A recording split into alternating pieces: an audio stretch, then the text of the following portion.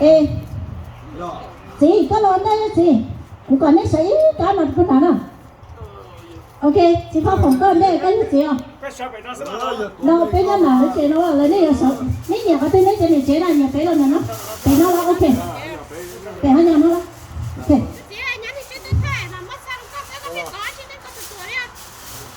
cái thật ra là cũng mà tôi sẽ làm cũng mà sao đấy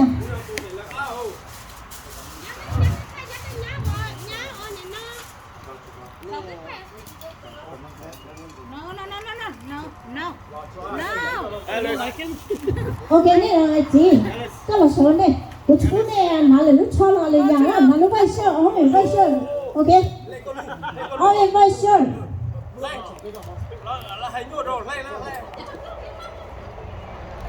ý số này thả cái của nó này mua luôn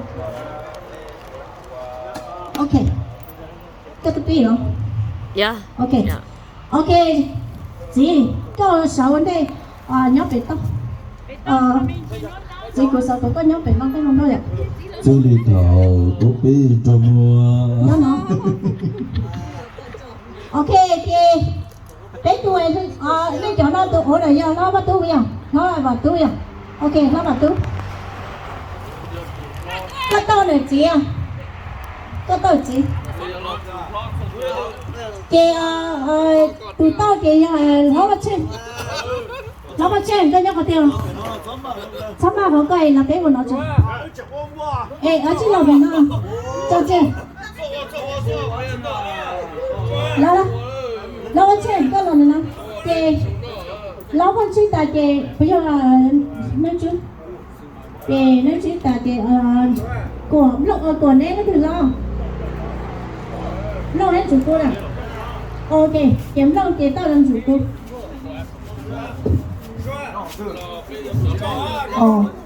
kể cả những món này tao đâu vậy kể cả những nhóc búa ấy gì đâu nhóc búa ấy gì nhóc ấy búa ấy chỉ có họ cái rồi giờ tụi nó ấy nó này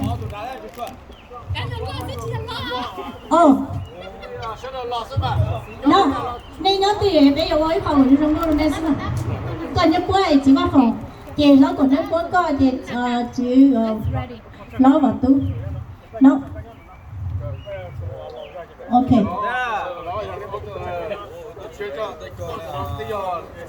ok kê 6 kê gì cho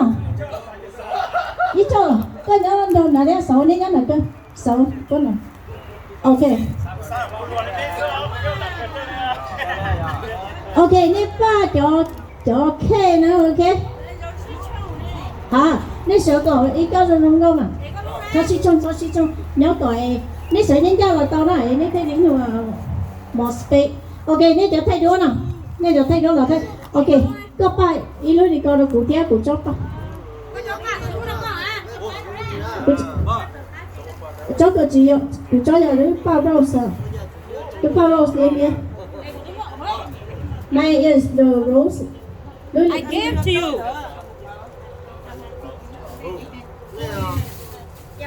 ok nên sửa ra đâu đó ô chờ luôn đúng rồi ok nên mua tế tờ nên mua từ tầng khải cho thôi với chỉ đi lúc khó vừa rồi ok mỗi lúc khó vừa tế nên mua từ tầng khải cho đó ok nếu xuyên thế này nên chỉ chế rồi sửa ra đâu không nên sửa ra đâu đó của cho nên YouTube nên một sai ở bên tận đây này em của đây còn đây của nó rồi sợ tận này nói cho nó nhà bên ba là mấy tốt nhất xí à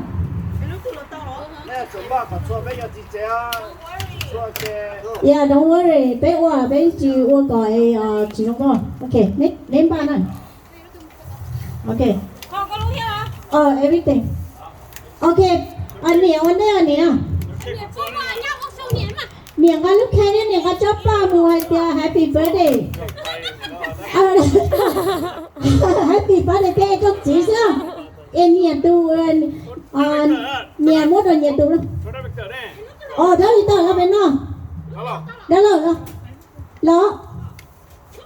là tôi là có tụi này cái tụi gì nè đó bên tao là nè ok nhé con bắt đầu là mới từ tầng khải cho nên thầu ném mỗi đầu lại là chỉ sống mỗi sáng chỉ lông đó là tí sáng lông đó rồi giờ giống lâu này ok nó là nó có thay đũa thế này cái thiết tôi là chọn đúng mới nhiều nè có vô hai đi chào là tao đi có chị lúc kia kia lúc chốt ba đây có hai chào là tao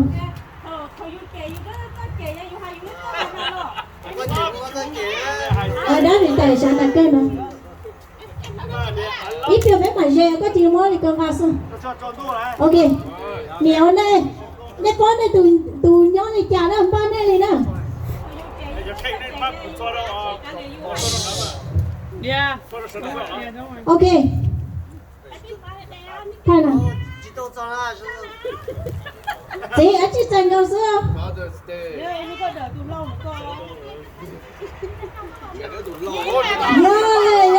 rồi ok bye bye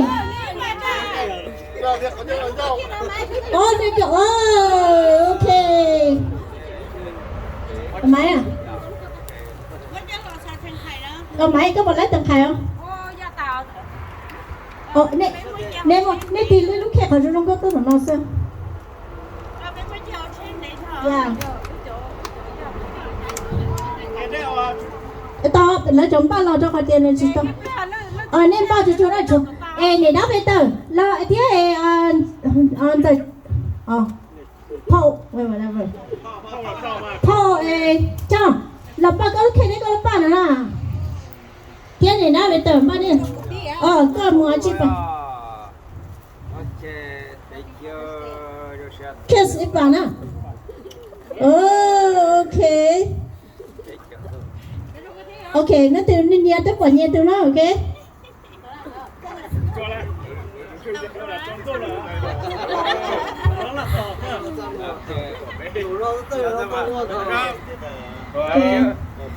Happy Father's Day các chị nó thật có một số mong dòng nhớ là lâu nữa số mong mối đi nữa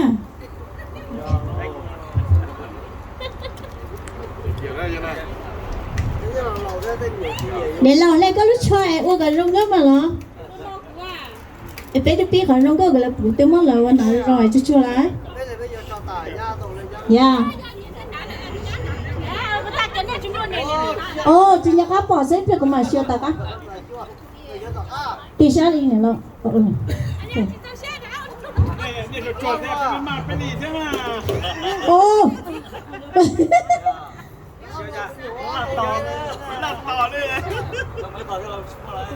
đây nhớ rồi đâu nên tôi chỉ cho mà nè lấy cho tao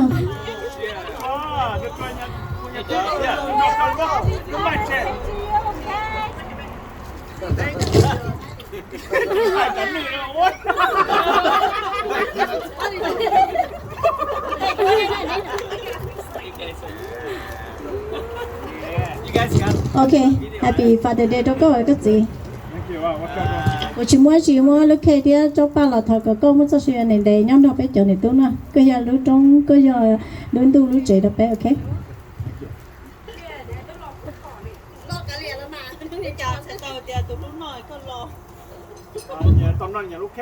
dạ nên nó chỉ mình cái bém luôn á sao đêm nó ít lên nè sợ nữa nè giờ nhiều luôn được có mình nè mà lo phải nó lên tôi nó chỉ mình sắp được lo nè yes cho họ khả năng họ bé nó xé tiền nên lúc bé mới già ra nên nó anti cái bé nó xé sắp rồi nó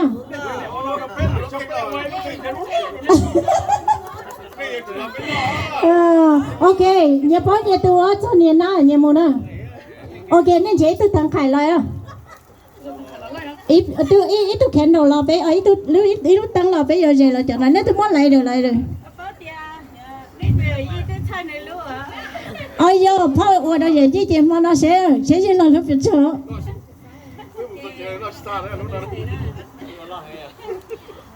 giờ hai đứa nên là tao chỉ nông nông ra chỉ lúa đó ok nhà bố nhà tôi đó No, just one. So, you guys like my cake? Yes. yeah oh but sorry it's okay but then là Oh, chocolate, I love it. Yeah.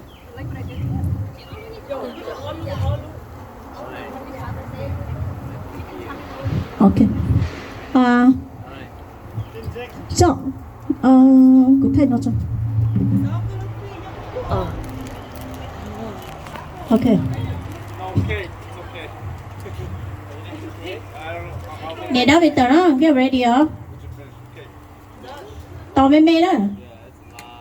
Dập lòng cũng chỉ tao ít à, chẳng nó chơi chỗ mất chơi ít cho. Bán nào bao phải để này lấy cho chị phải để cho lần nữa.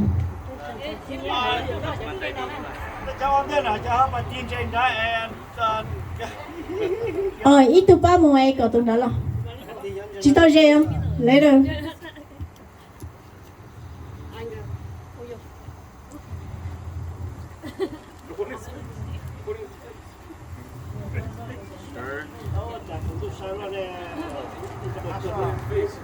Ok, nhìn đó là Victor á.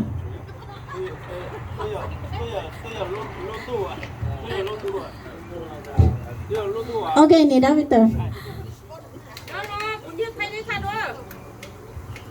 Nên nhóm có city bên gì ít bây giờ ta thì bây giờ thay đua nào.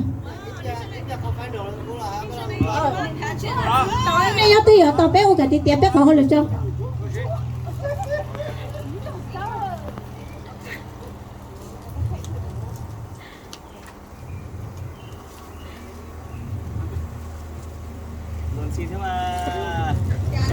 Ok, nên nhớ trong bé thay nên điều đó nữa. Nên nhớ cả city rồi nên bé thay tàu nên không có. Nó còn nên có tí còn nên cho bé có số tí xong ok. Tí tao bé nói nên cháu cả city rồi, cho bé nói đưa đấy rồi là rồi. Cháu cả city rồi, bé thay tàu đó nè. Nhớ tí ở, bé đi ở, tối trong trên rồi nè.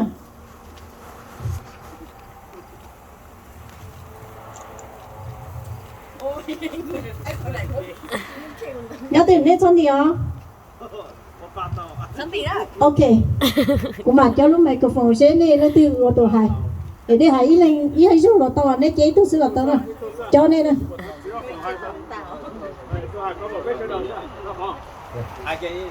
Ok này cho thay đua thay tốt này tiệm thay rồi bọn. Dạ. Trời có tôm bê luôn à. Nó thay đua rồi chúng nó cho nó thành bê cái phía là.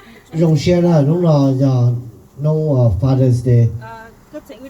我找着叫那没对没有，人家那是的，那主要靠 Father's Day 的嘛，怕你都被叫我自己也被没对没有。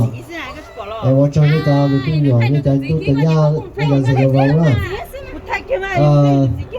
我那要到国内，我们被包机到下雨做狗，我们狗都多了。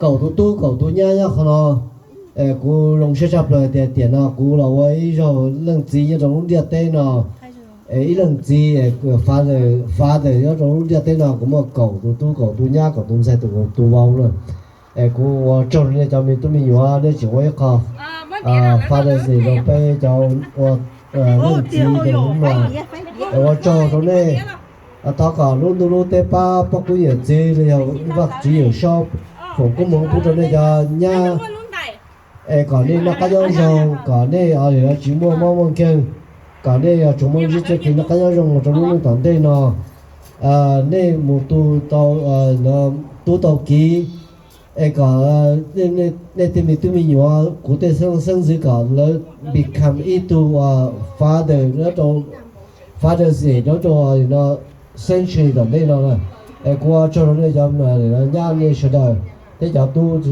สุดเลยกูลงเสียชับเลยแต่เตียนอ่ะกูเราเมื่อเนี่ยเก่าเรื่องตู้เก่าเรื่องย่านเนี่ยตัวเขาเราน้องเราได้ถึงเราไว้ค่ะกูที่ให้ฟ้าได้สิเราไปจะเนาะเรื่องจีอ่ะไปมั่วมีตู้มีหยวนไปมั่วป้าตู้เช่ไปมั่วไปหล่อไว้เรื่องจีเลยว่าจะตรงนี้นะมั้ง他搞那些那个要用的，为了我做呢。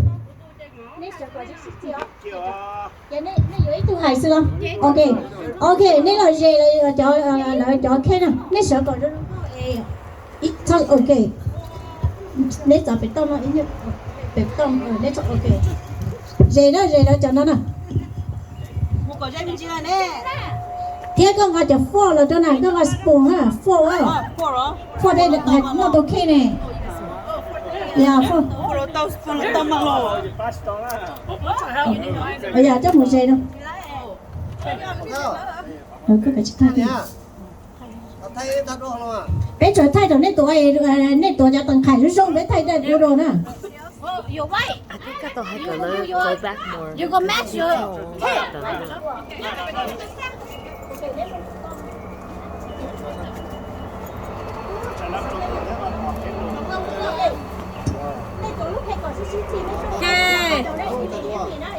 hay chị kìa hai ơi kìa cái tay cao nữa đó First time in life. nhớ rồi sao đó smile rồi xé là nếu cái giờ chị luôn chị luôn cao á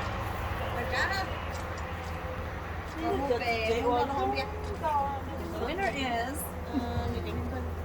đó là nó trở thay nữa cái gọi là chỉ đến đó tụi thằng thành nữa thôi đó là con cái sự tốt kìa có vấn đề thôi ít bớt chiến đấu tốt ok bây giờ mày có phòng bé hù đâu happy birthday yêu mày có phòng nữa ok chỉ là phòng mỗi lần biết được nhận đóng cho này ok tối lúc nào bên nó này để in của tôi ready ok 1 2 3 happy Happy Father's Day, Happy Father's Day. Okay, okay, blow the candle. Okay, blow. blow này ở trên đó à chỗ này Ở chỗ này thì candle ra tiền nên nó làm cá chả phò cho lấy mấy cho này. Đó, đi nó người ta này muốn đào hết cuốn này mà. Nó nè. Em nên nó thấy have là ok, bây giờ nên nó sợ. Ý have một tàu, ý have một. Này ý have rồi. nó cái chính nó để trồng đùa nè vì nó khó hạt tiền nên cho chỉ cho nó cho nhẹ sống nè Ok, nó là. ok come on ready Ok, nó chỉ ta là ý have thì bây giờ chỉ nó nè. Biết có thể chỉ ta là ý have không? Phải kể have nữa. cái gì kia Chỉ sợ đến thì dân là nó thường nó ta have thì nó biết đâu rồi chỉ chủ đó. bây giờ con nhà bây giờ này chế nên nó khen ta có được kia Chú này khó đến là nó kêu ta mày bí mày khó cho. nó lúc khi nó cũng nó mong nó có tao chắc gì trong nó xin lỗi nó có nhớ ý kiến chỉ mà mấy bữa chỉ mong khen nó có thoát tao nỉ dâu nó có sát tao nỉ dâu đấy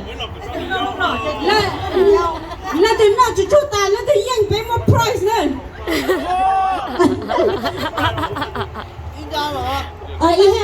Ý have chưa? nó cứ sát tao prize thì nó có tan thôi Giờ nó đi nó ta là đu. Hay ở trong không? Còn nó phải chỉ xuống mày, còn nó lại mày tới khâu kìa. cái này thì nên nó nên lúc khi chị ta nên cháu lọc bé con là nói chị ta Nên là ý have chưa? nên nó có nên tao mà Ok, mày thì biết có hả? Để nó lên đời ok. Chị biết có hả? Chị cho nó mày nên luôn là nó, nên nó có thể tao lộn nó nè. Okay, kuchu wa chiro ne ya. Tashi kumoi ni yo pa na do ne na. Tashi jai na de lucky na okay. Kusa ka ne pick lu pa na. Ke ne ka price san de. Sai à?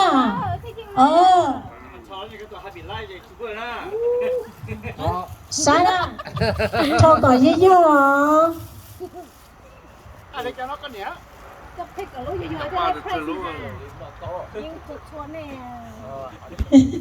Chỉ có có hết chữ rồi. Cho tụi tao kia khó nhớ chị ơi. Anh cha liền.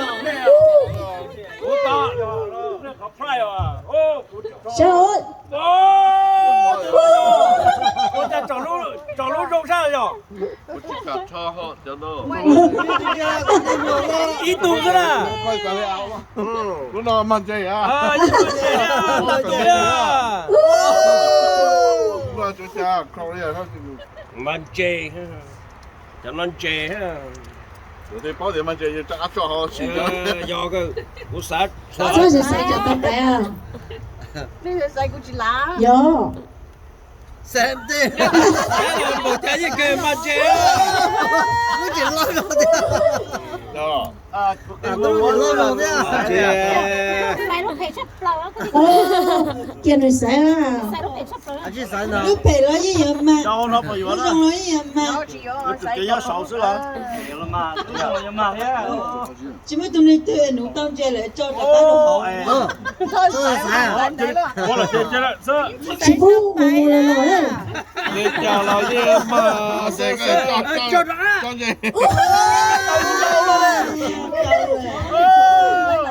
把嘴巴鼓了。烤搞了了。我感到了没有？哎，嘴巴嘴巴了。不错。你老了嘛？cái gì sao lúc cái nhà chấp lời sao? 骗得寂寞了呀。我有人家 Nói gì nhà sao đó? Chấp lời nó tiểu không? Nó có nó xé sao nào? 如果演路中下了，水给来。说路了。买路几里的？哎，一步一路啊，一路的。啊，有个路不掉个白路。别了，我有找路不好啊。Lúc cái nhà á. 你讲我不帮是啊。有的搞是。Yo. 高楼来着，这样。那大了有的。这啥子叫的啊？这个啊，很高兴。把它捞，把它。 Sai lắm à?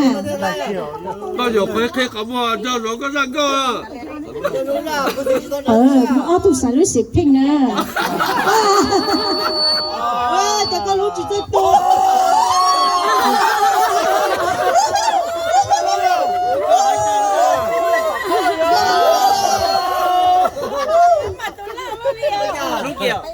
马拉多是管的啦，这东西老多，是的。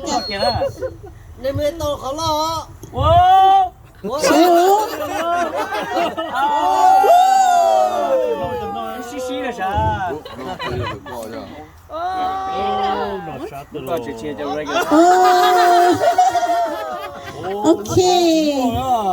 Chết phải mua gì mà nó đi thằng. Cái này đớp hậu nè. 快点完得了。 Cái này chủ sai đi hậu hậu. 给你说听不了，来了。你来呀。 Mấy cái đứa là nó nhớ được rồi. 乖呢，这不是太多这。 Tôi lên con á. 哦，假如了，有线了，有线到。我来了。 Sáng nay giờ chú cô chú chọn sớm lắm. Hỏi tôi nữa. Mà hỏi tôi được rồi.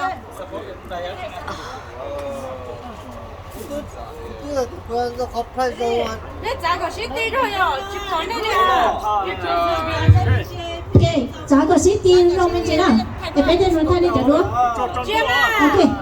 Dạ, chưa là nó. Khi ai nè. Ok. Cái thiết bỏ. Ok. Ok. Hào nè. Ê, nè, bé phát thao đó là cũng là bé thao đó nhà tự chế hào đó. Tối nay lúc phát bé mà muốn này sao? Ok.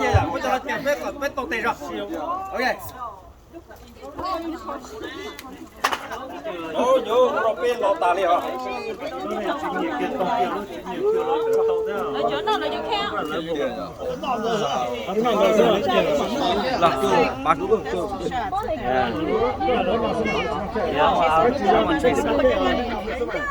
có cái mà thấy cái tổ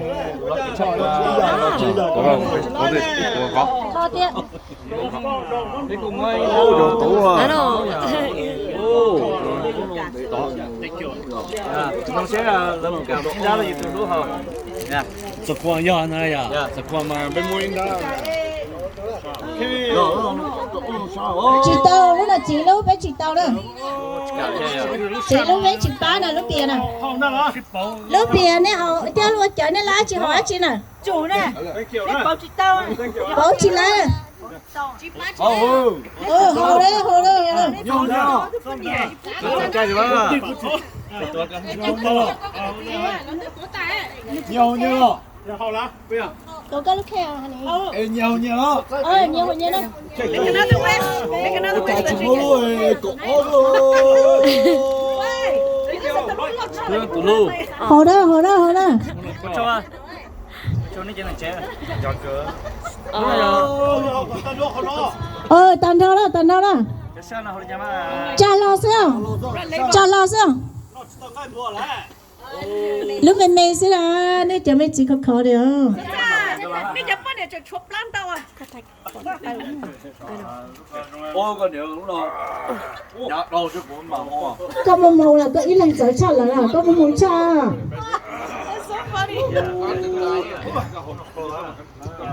Nè không mở đâu.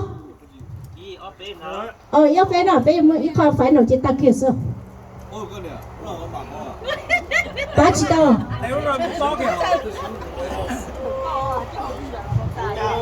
Ôi, Rồi nó bé là học đấy à? vì nó là to á.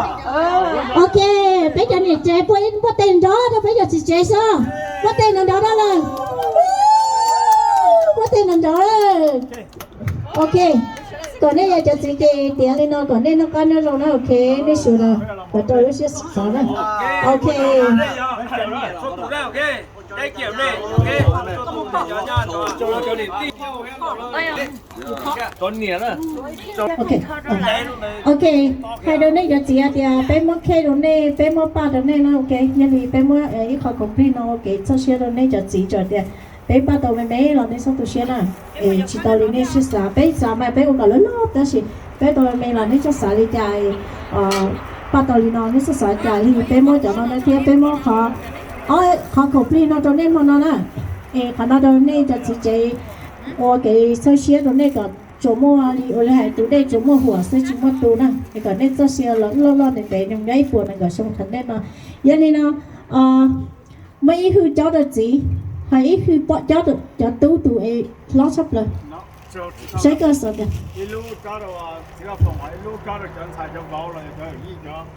liên đó là tao mà ý lúc rồi chỉ ý lúc rồi ý nó sợ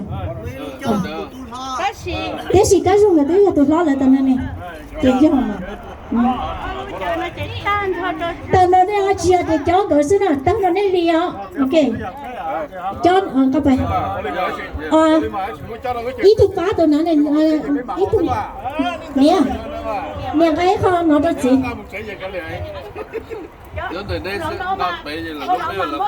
chị em sẽ thấy được là có mong được là sao chị có cháu rồi chị có cháu rồi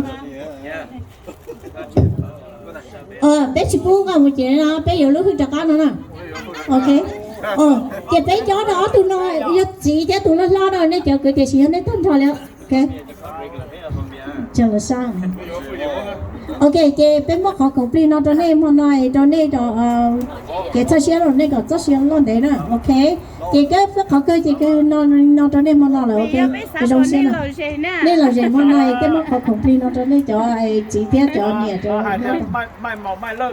ôi yeah mai lơ rồi cũng gì sắp lại cái của này mai lơ đó ok chị cho câu chế chị ta chị tiền à ok cô cho rồi này cho nhà này cho sẽ cho vốn là sẽ rồi họ từ là cô yêu chỉ chơi ni mua được vấn đề của tàu khó là tàu khó vấn đề sắp rồi ô cho rồi cho mình tụi mình nhớ thao cần đi chơi nó cái nhau rồi thì nó căn đồ tài kỳ nó đông chia một cái này sẽ là cho mình tụi mình nhớ cái này sẽ là nó cái nhau rồi xong chứ nên một tôi cả tôi cho nên tôi gì đang xài cho nên xài gì đang vào tôi gì cũng nhá thì rồi tôi nói chỉ hay có tòn đến nó một cái này tao là mua nó cho nó phá lên xe là cái này tao là mua phá lên xe tao nó 我毛的是搞那到了我毛的是那个，我还到那个没有人带，我那是正人道。电脑我用写入来还的，我有了一样，我摸狗人多的好了，狗人才狗人我就好了，用写入来那摸了那我。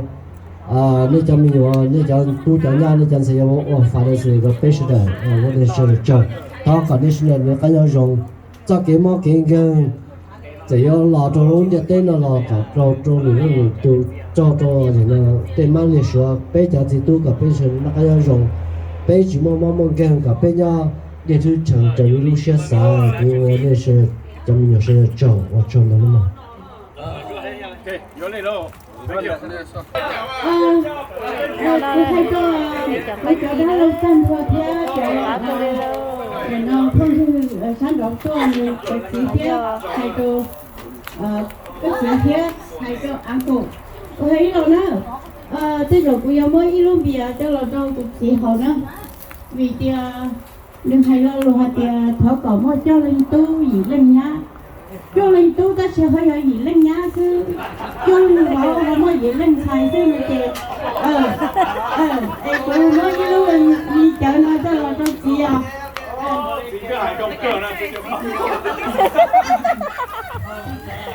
chị tí dùng có sợ rồi chị là chị đã vô kể rồi đó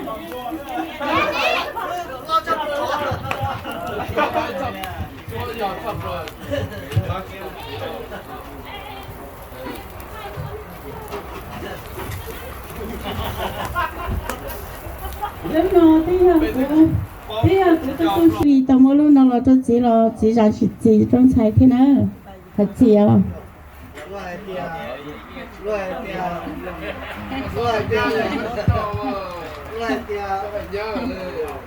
đi sửa đầu phần nó đi của nó mà lo để xịt tên sao